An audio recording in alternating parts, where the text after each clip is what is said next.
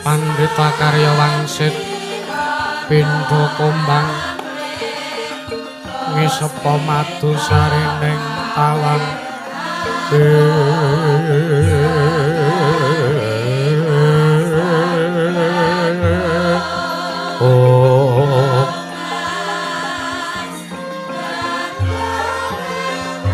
susangin ngentingane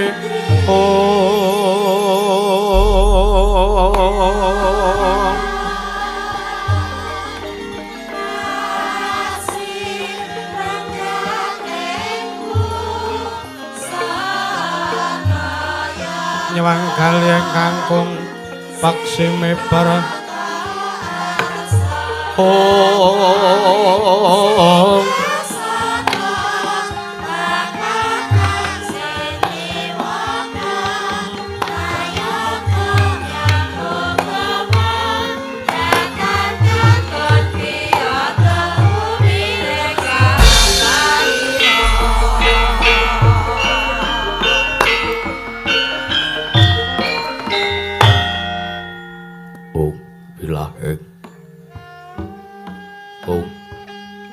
Wilaheng awit namastu Purama Sidam Aum awit namastu Purama Sidam silat mring Hyang Jagat Karana Sirang Tondo kawisisaning bisana Sono sinamung nangen wis tumaksir stantun lambang Buddha jinantur tutur katrata tulat mring Radeng Parabdiya Winusudha trengkang dina madama pinarti tampeng lalata mangkiwat kapasananing Gopita Tangrengking mralambang matumpa-tumpa marma panggung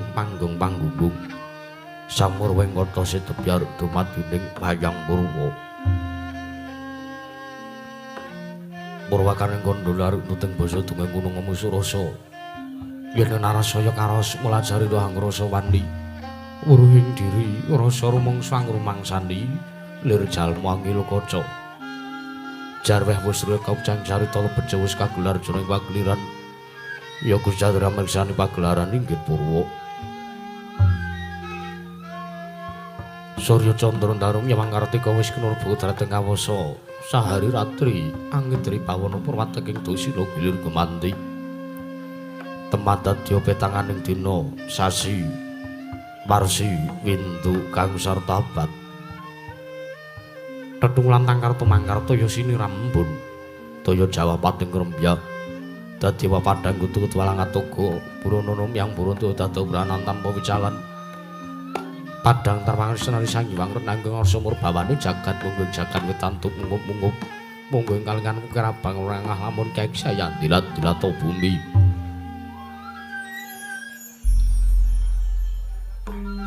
Saya tangu sumrau sang Hyang Araka katon semblak kanan kena abang esmu jenar kapur bawan senari sang Hyang Basanta tanem tu katon ijo royo-royo amangku gunung kang biru moyo-moyo.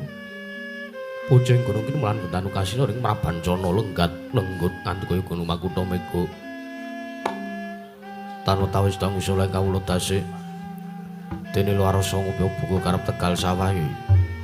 Angluhur silur tatan medhotes nambi sendonan sesindenan mikul karo lungune anggiring raja kayane sawanana pirembagan Samurwangi. Sang Hyang Argasaya tangu saya inggil wis katon melok sinari jagat durung gegeblak papan lor kidul wetan kulon. Sinari jagat kang samyur budhyata rebut jarba kukuwung prandri tatan wonten ingkang amat dari kuwunging praja negari ing suwala bumi.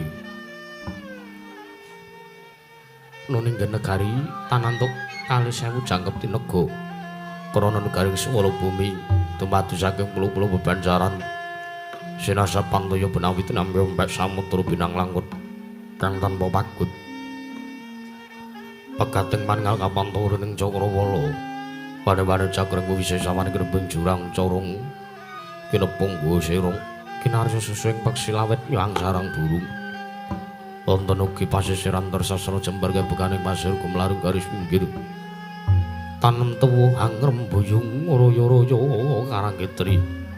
Rowe-roweron kalopo bumi subur pasidan mawur satengah tinanduru tangkar tumangkar kawurian dadi gunung-gunung bebanjengan ngrangsang langit lenggak lenggok lampai toya micil saking sendang-sendang mening nirtane iline pinara-para nami waduk binendung-bendung kinarya ngaleni sawah yuang pategalaning Narakisma mokal panguleng tetane bebasan datanana bumi sanceng kangkeng selo. Sedaya tinandurang kang murakabi pandya Bathari Sri anggelar pasabinan Yaya Rukmi Sari kang pinangka Pratiwi. Pategalan gopol wijeng kang ngrebuyu godhongane ambek kowe nganti kaya manglung-manglun pitandhe. Polo kependhem, polo kesimpar, polo kumantung sadotan kucewa jinawi tukulan kang mawe kesarasaning diri. Ingkon-ingkon raja kaya itiwen sansaya ngrembaka lampun siang samulang gelaring mangkunan lamun wanci sarap surya. Samyong mulih marang kandhange dhewe-dhewe. Datanana carane kandhang brancing palang lapet tebih saking tinta durjana cuti samya sayog seka kapti. Akare luring nusa bangsa tuwin negari ing suwala bumi.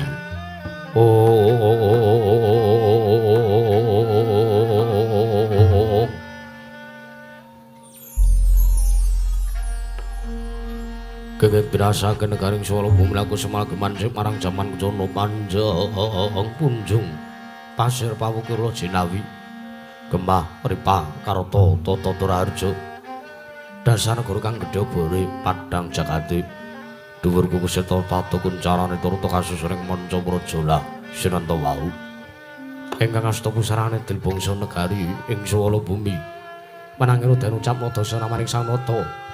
Dosa 10 nama wis mestani jejuluk Sang Prabu Turangga Yaksa, ya Sang Prabu Turangga Geni, ya Kuladara Geni.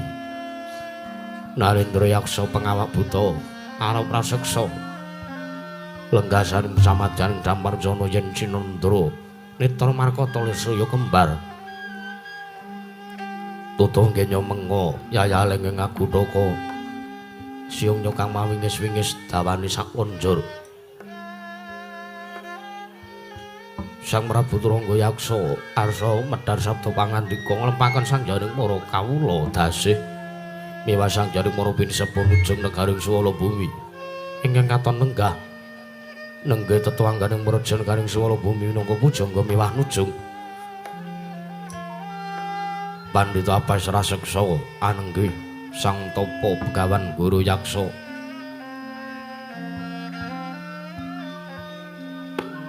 Sang Tapa Begawan Guru Yaksa mengraken pilenggaipun wrangkanata negaring Swala Bumi anenggih Sang Rekyana Patih Singa Mulan Jaya arep didemper marang tatana nebane walang alisik Sang Yapura kawula sami wegandeng pasisiran jejel riyel rapet totot pipit prasasa tatapan dungkul datan peselo labet sakadheng para sibu ing jawya mbludak gendera rontek umbul-umbul kegitrangan danu yai monting mangsa labu payu mekar menti jamur barat ing mangsa rendeng tumbeng ngrapka jati ngarani mangsa katiga parantine tinggal tidem sinemataning pasewakan negari ing Swala Bumi nadiwan keudhuhan tatan ngobah samira datan mampah kapi arus mangsa araning pradangga mewah panglik lan pamahinging waranggana sigur murwani pangandikan Jataku mangguli wijiling pangandika Sang Prabu Trangga Yaksa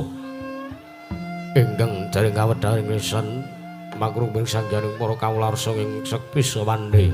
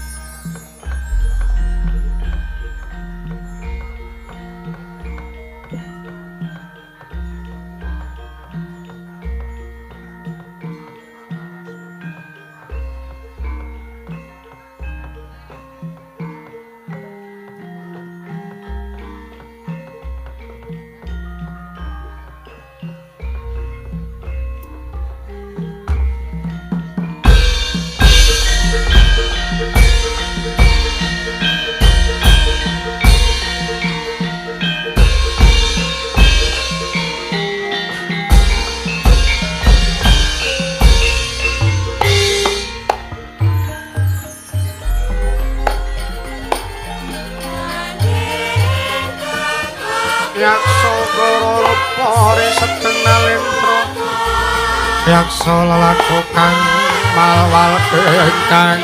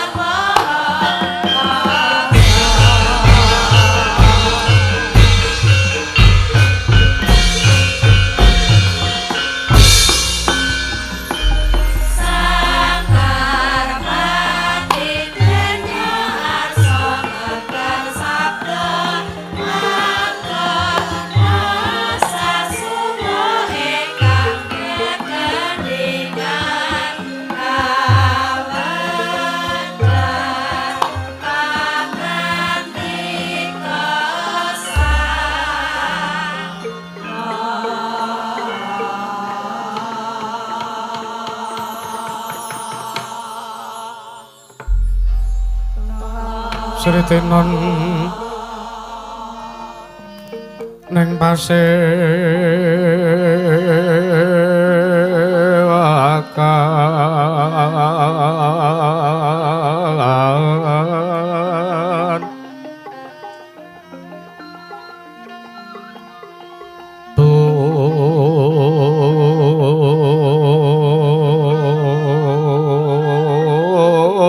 busana maneka warna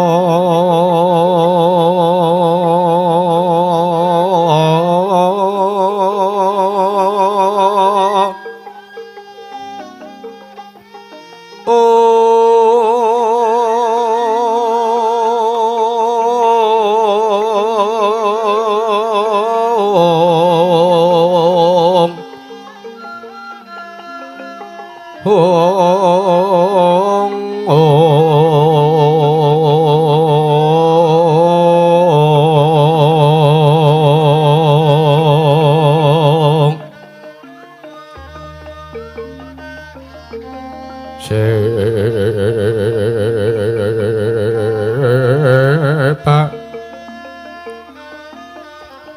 Puspiteng Udyana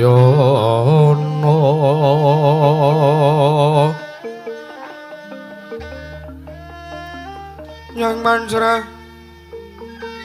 Sarawarokma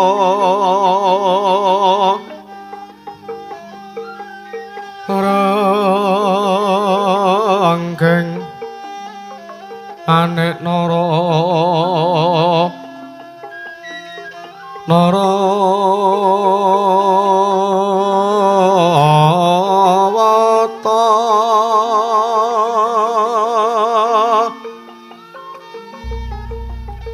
Obro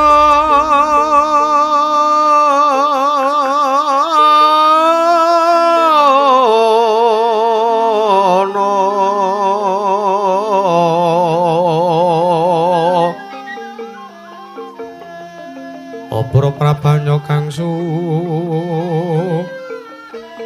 mirat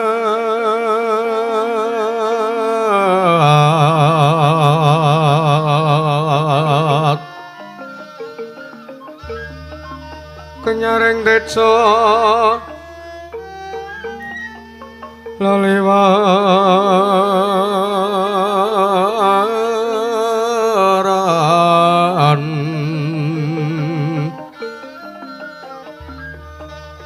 larki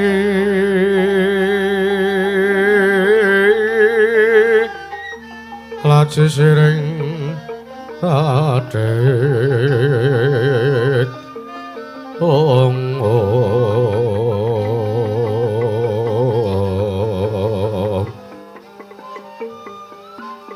wimbo kekondo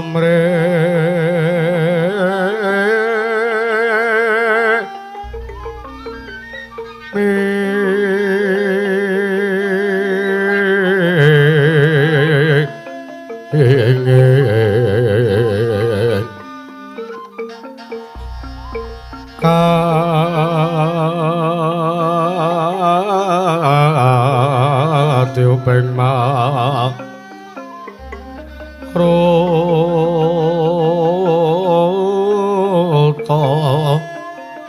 mando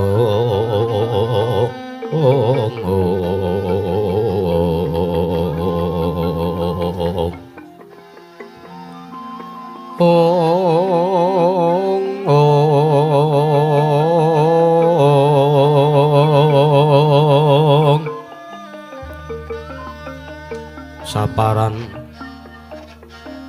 mangambar wongas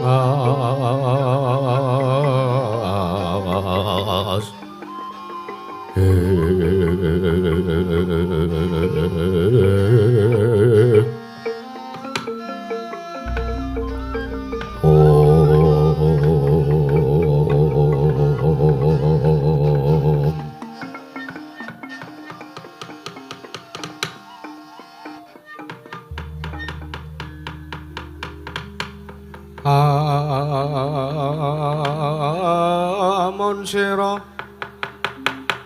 angga guru kake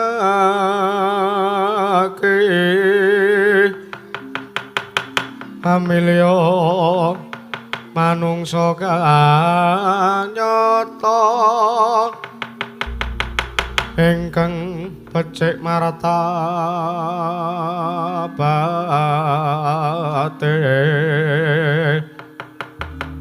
sarta kawruh mring hukum kang ibadah lan ngirangi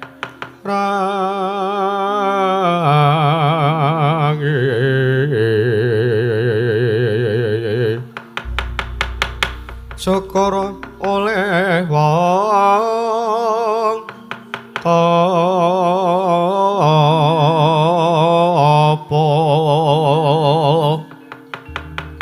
ingkang wis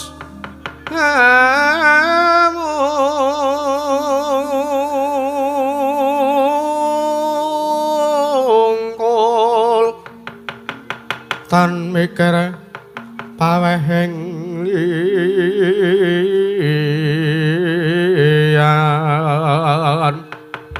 iku pantes Kuranana kake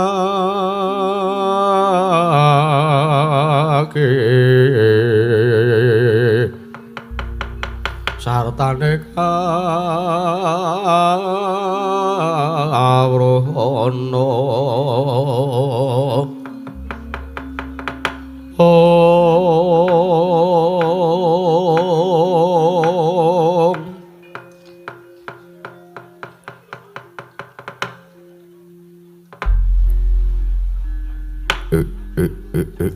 Latala Ong dedian kolorudro Mas Pati Raja Dewaku bujreng-bujreng iblis lanat padha jek-jekan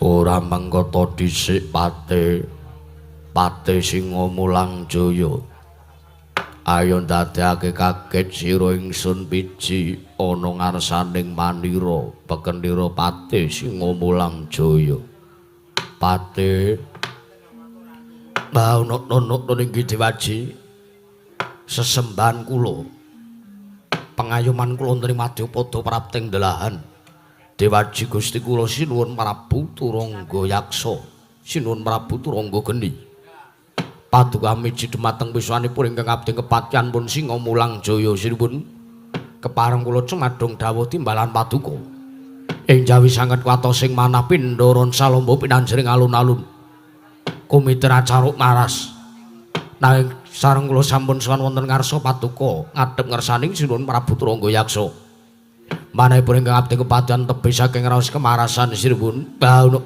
niki ya Pati Singa Mulang Jaya kadiparan anggon sira ndak percaya minangka dadi batal wakiling ingsun Pati Pranata-tata rakiting kaprajan negara ing swala bumi Marata diake aturna kelawan panjenenganing sun samendang aja nganti ingkang karemben Pati menawi padukan dangku batata rakiting kaprajan negari ing swala bumi tarnentu sadot pan badhangun siwani sinuwun para kawula samya sayek saeka kaptakon uring nusa bangsa tuwin negari ing swala bumi mandhapipun dumateng para prajurit ingkang boten kendhat anggiya tansah gegladhen olah kridaning perang sawanci-wanci praja paduka katempuh parang muka tartentu boten badhe anggepok kanca paduka Gusti kula Sang Nata ingkang abdi kepancen remuk kasawurna putung semangga kabandhemna sinuwun ya gawe marem aturmu teka jangkep ana ngarsane panjenenganing ingsun Pati maremane tumindak kang utama tindakna selawase urip Pati Singa Mulang Jaya mriki sampun paduka dawuhaken tartentu kula boten badhe suwala sinuwun nanging dalang sasampunipun kepareng ingkang abdi kepatyan pun Pati Singa Mulang Jaya ngaturaken sembah sungkem pangabekti kula kunjuk sandhap padha paduka Gusti kula Sang Nata sinuwun Prabu Turangga Yaksa sinuwun Prabu Turangga Geni ya sira atur bekti kelawan panjenenganing sun ora liwat pangestuning sun wae tampanana Pati baunuk-unuk niki sampun sanget anggen kawula pundi mugi dadosna jimat paripendhaing kasantosan lair lan gesangipun ingkang abdi pun Singa Mulang Jaya sinuwun padha tatanan barisaning Purwadya Bala kang padha gandung sebo aja nanganding kang padha saur manuk jeneng ingsun nedya mbabarake wigatining pasewakan baunuk-un menawi ingkang sampun paduka dawuhaken tartentu kula badhe mangestu padha dawuh paduka Sang Dewaji sembahan kula kawula nuk niki Dewaji ora mengkota dhisik bapa penemban Guru Yaksa anggon jeng paduka bapa penemban Guru Yaksa ndak piji rawuh ana ngarsaning ingsun ana ing praja ya negara ing swala bumi ing swela bumi bapa penemban muga rawuh paduka bapa penemban Guru Yaksa mangke sartane methoake karaharjan rawuh bapa penemban Guru Yaksa bapa penemban Ong Mastuna mesidam sekaring bawana langgeng kawula notno ninggih anak Prabu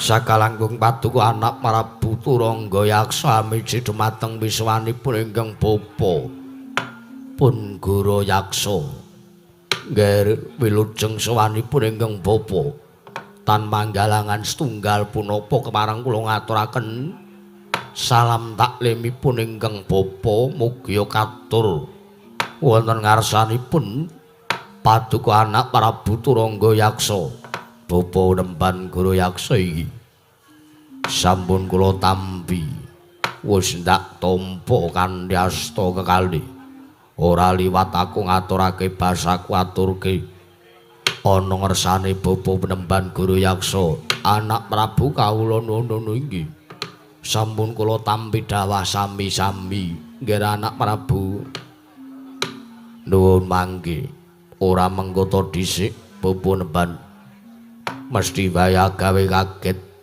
rawe Bapa Penemban daturi rawuh prapta ana ing negara ing Swela Bumi gawe kaget wondene ingsun nganake pasewakan ingkang bene kelaradan sing wis kelakon Bapa Penemban Guru Yaksa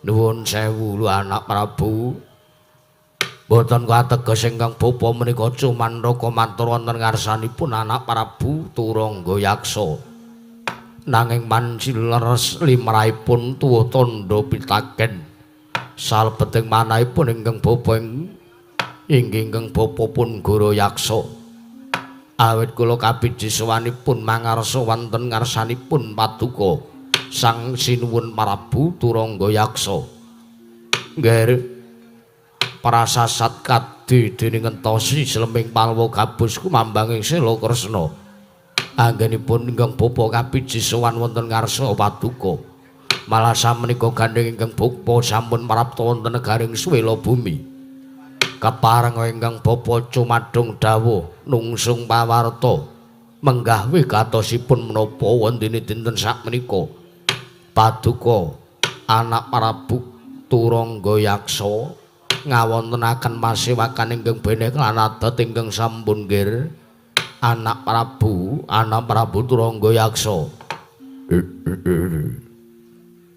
Bapa Penemban kula nuwun sewu sing gedhe pangapurane Bapa Penemban nuwun sewu ternyatane nggonku nganake pasewakan iki mung bakal ngrembug sartane sapirembagan lan aku bakal taren karo ngarsane Bapa Penemban Guru Yaksa babakan pangunek-unuke manahe Prabu Turangga Yaksa Bapa Penemban yektine ingsun iki gandrung kalawan sawijining wanita nanging kucewaning ati teka aku ora bisa ngasuhake katresnan sartane aku uga ngrasa yen to aku ora bisa ditresnani dening wanita ingkang ndak gandrungi ya wanita ingkang banget ndak tresnani Bapa Penemban nuwun sewu anak Prabu damel kecut ora sing manahipun ingkang bapa teka paduka menika sampun madreg Nalendra Binatara wonten praja negaring Swela Bumi teka sak menika sampun kepengin namundhut garwa bombong kang tanpa upami nggih jernyatanipun sadanguning wekdal punika kula menika namung angudha rasa babakan benjang punapa paduka anak Prabu Turangga Yaksa badhe amengku suwijining wanita minangka garwa prameswari ingkang anjejer lenggah paduka anak Prabu Turangga Yaksa wonten praja negaring Swela Bumi. Wekdal sapunika paduka anak Prabu Turangga Yaksa sampun badhe amengku suwijining wanita ingkang bapa rumajeng sanget nggih ingkang bapa estu sarujuk sartanipun jurung pandonga miwah pangestu anggen paduka badhe mengku suwijining wanita nanging nuwun sewu kula badhe nyuwun mriksa teka paduka anak Prabu Turangga Yaksa paring dawuh bilih boten saged tresnan tinresnan kalian wanita ingkang paduka gayo lajeng sinten teka paduka paring dawuh mekaten sinten wanita ingkang paduka gayo menawi putri saking negari pundi menawi putri Nalendra taman keputrenipun wonten pundi lajeng menawi Atmaja Pandhita lajeng endang sinten sesilipun menapa malah paduka gayo sawijining widodari lajeng Bathari sinten kayiwanganipun wonten pundi Bapa Penemban yektine dudu kok wong liya ingkang dak tresnani sartane dudu kok widodari luwe-luwe putri saka salah sawijining pandhita babar pisan dudu.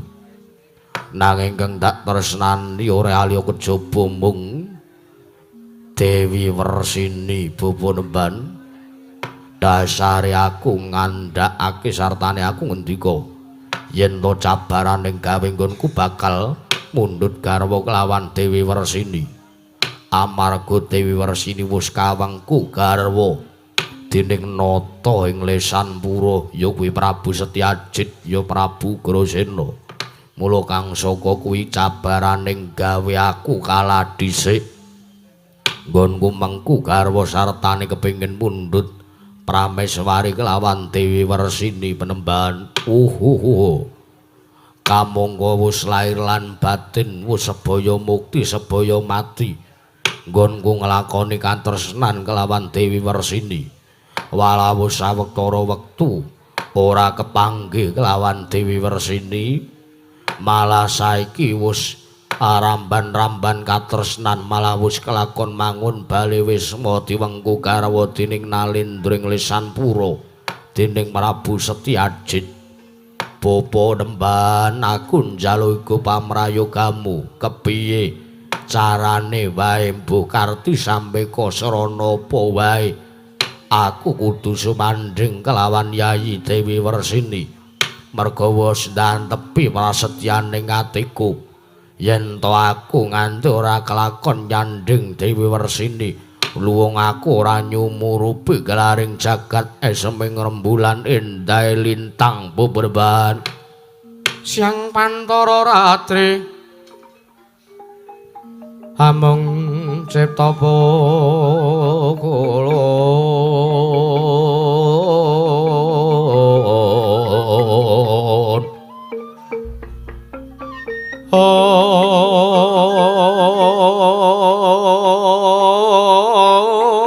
tanana liyan kaeksi mila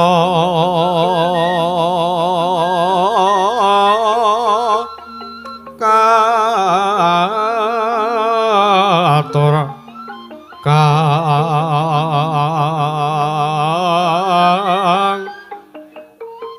cun domane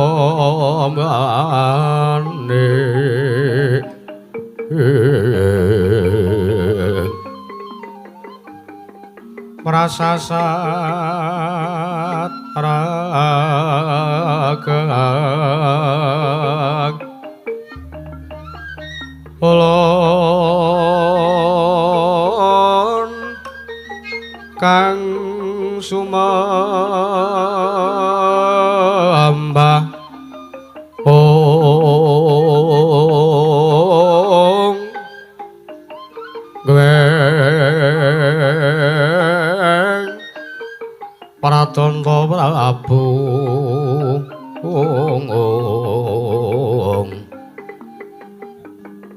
miyang kagungan ta sing sim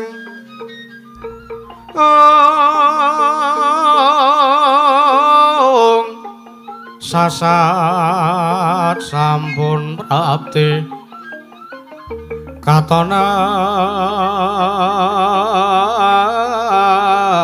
asta pukulun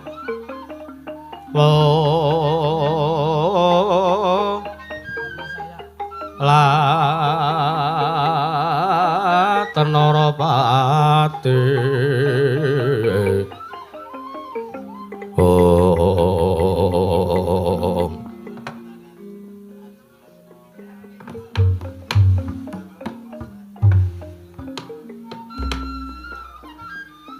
Rama dewaning sun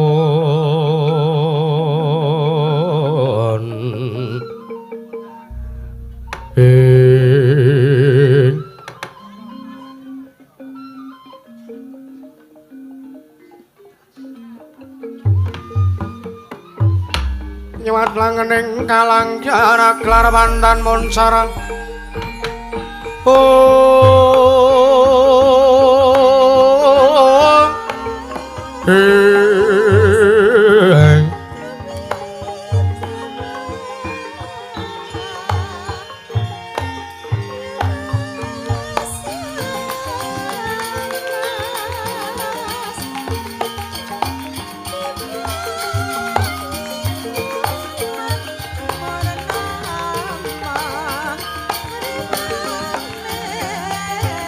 Oh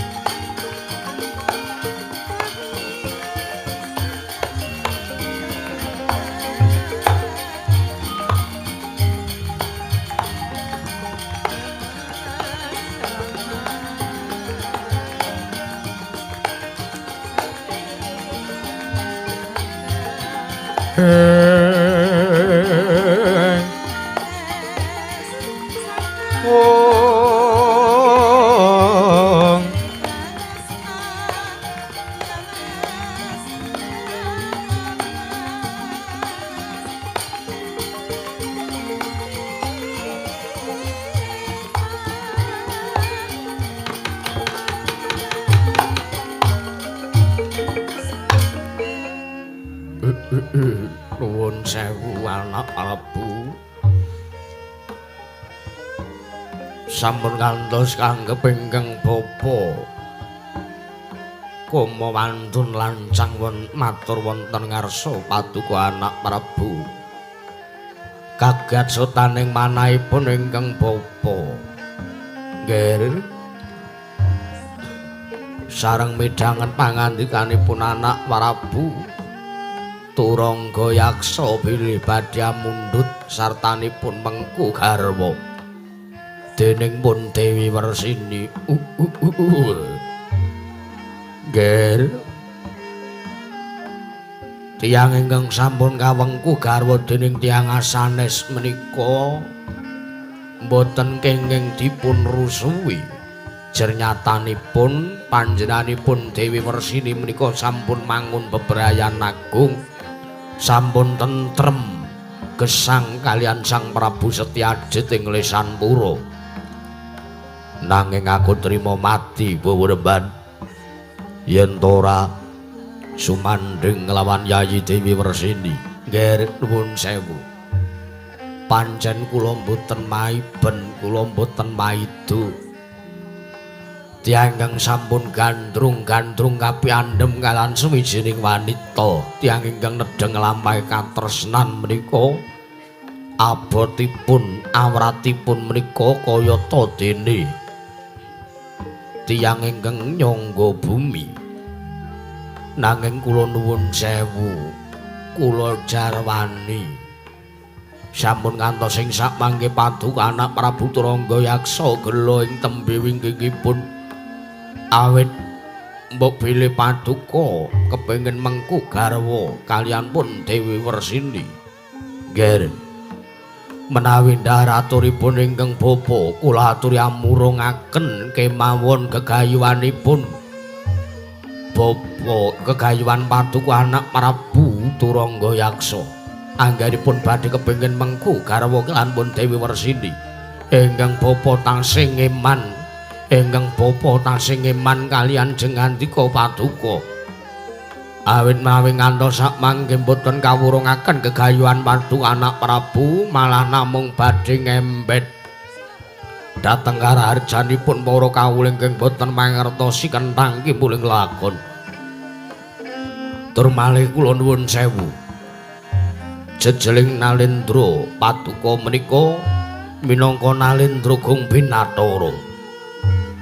Sugih Herbondo Bandu kula kinten menawi badhe gayuh wanita Joko Titasawantah Najanta Widodari badhe kagayuh dening paduka Gusti kula Sang Nata anak Prabu Turangga yaksa. Sampun ngantos mengke malah gerus kawontenan paduka mung merga ngrusuhi bojone wong liya. Kula mboten namung ngandhani dumateng paduka anak Prabu, awit kula ingkang minangka dipun sepuhaken dening paduka anak Prabu kula matur supados sampun ngantos ngrusuhi bojone wong liya mriku kula ugi mejang kalih kawula sing padha nabuh niki. Iya. Bapa Nembandiya. Awit kula nuwun sewu.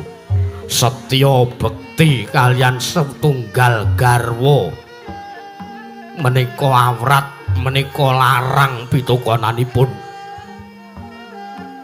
Setya bekti kalian ingkang setunggal siji ya sawiji ya siji sing dirumat menika angel ing nglakoni ning nuwun sewu nek pun kelakon wah baya nikmat urip menika nggih. Pramila kula aturi murungaken kemawon. Sok au denggolmu melocot. Gelemane ya. Pramila kula aturin murungaken kemawon gegayuhan paduka anak Prabu Turangga Yaksa. Sampun kantos sing mangke getun tembe wingkingipun. Penebahan wonten timbalan.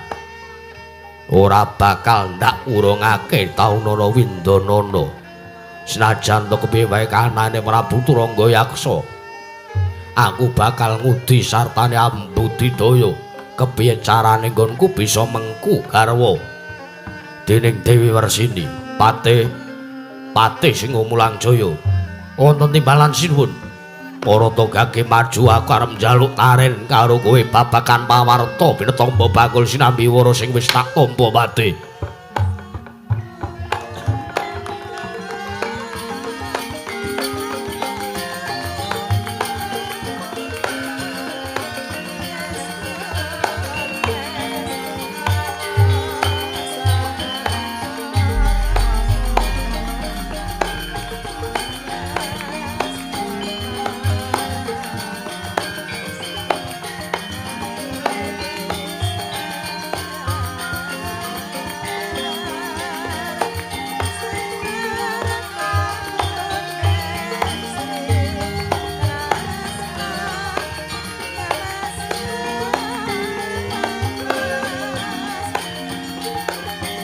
Nyat langening halang nyaran kelaman lan muncara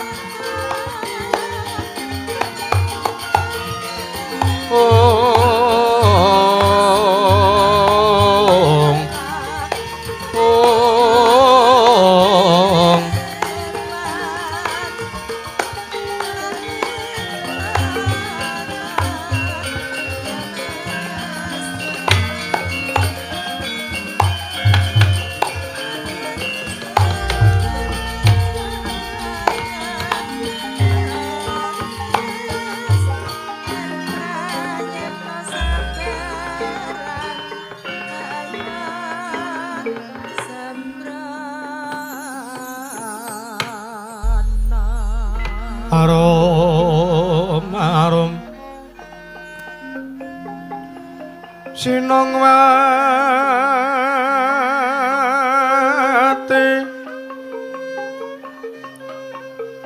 Sinongwati jagat kinari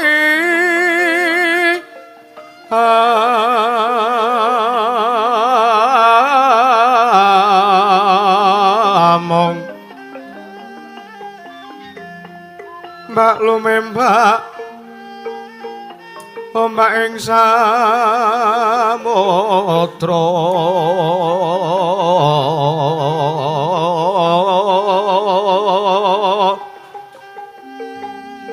ana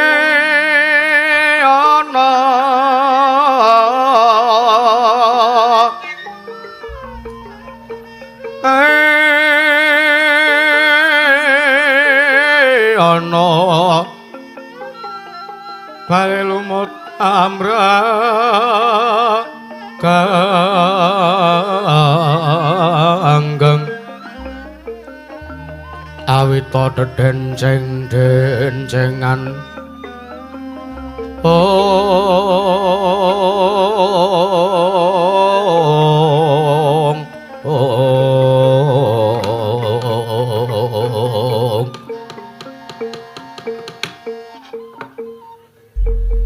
nunamin pasang kaliman tabit nebinong lodri demaweng tawang tuwang sinuwun paduka miji dumateng ingkang abdi pun Patih Singomulang Jaya kula non wonten timbalan paduka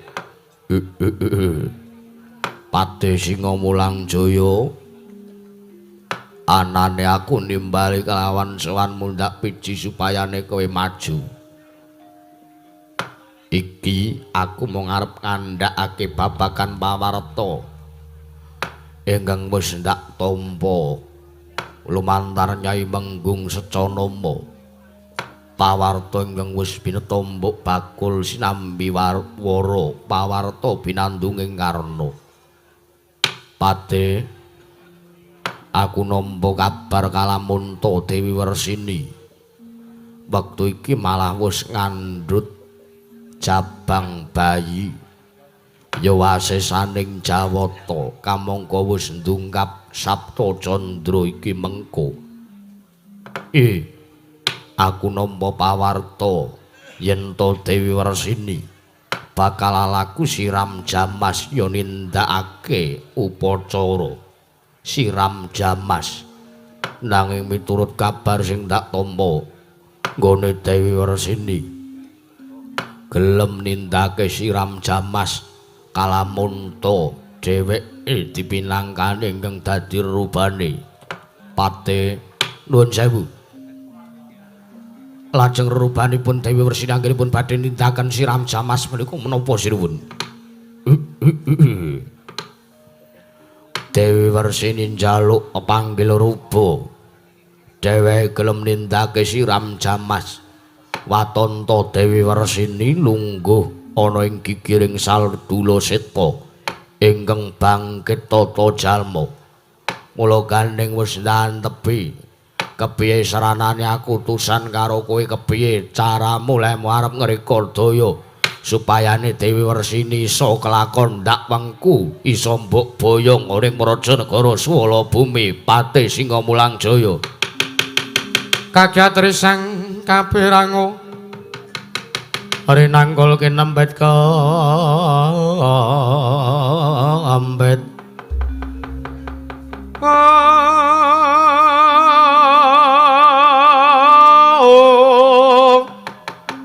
dosang retnaning bawana ya kitu kang walang ati ya kitu kang kutu garing ya kitu kang ana sing jas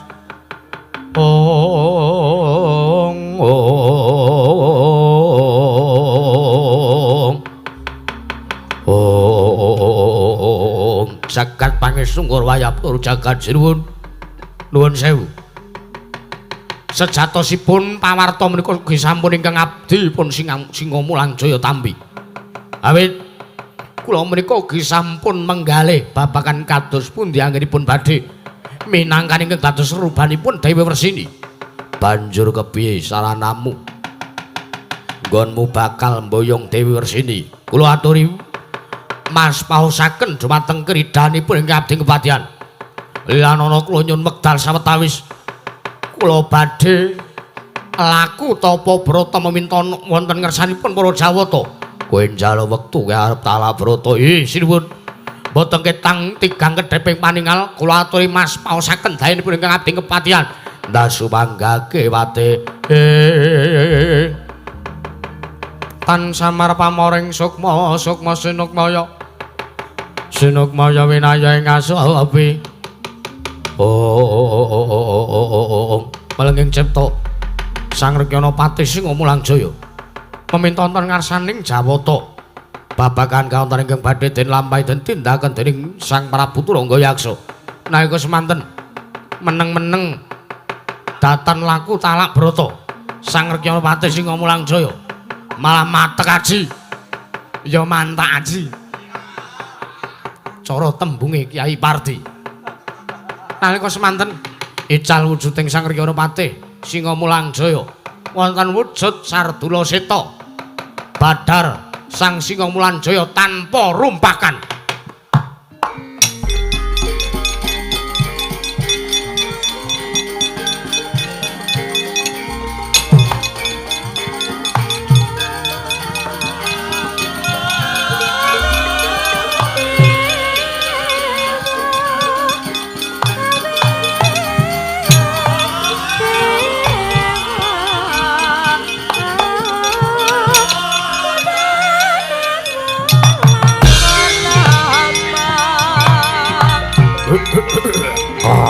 Wah.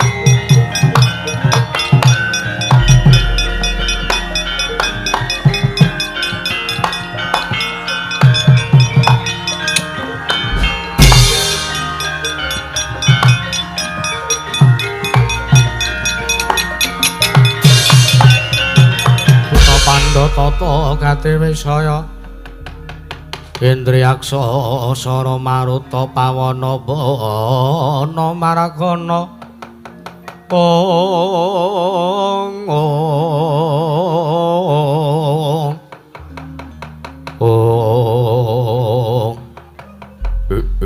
Latala kowe kok malih dadi macan putih lha nggih niki to rubane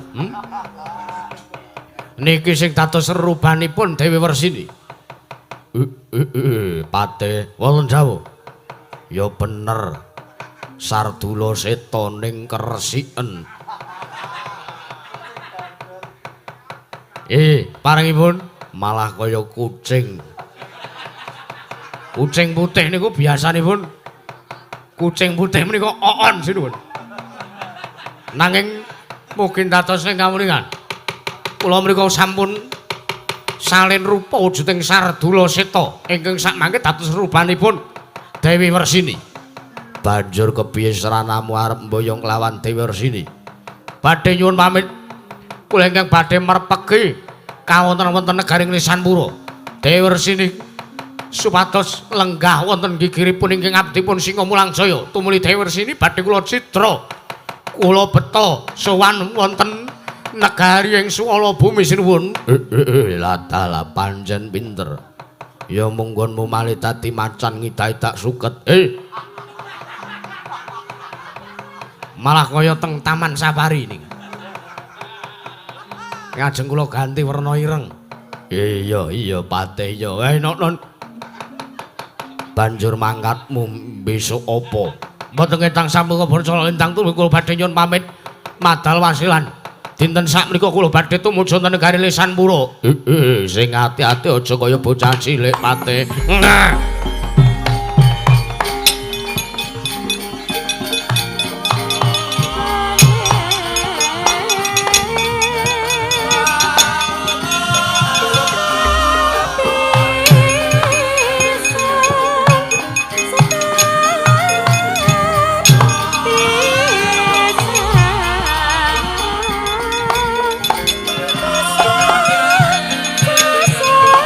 Cinta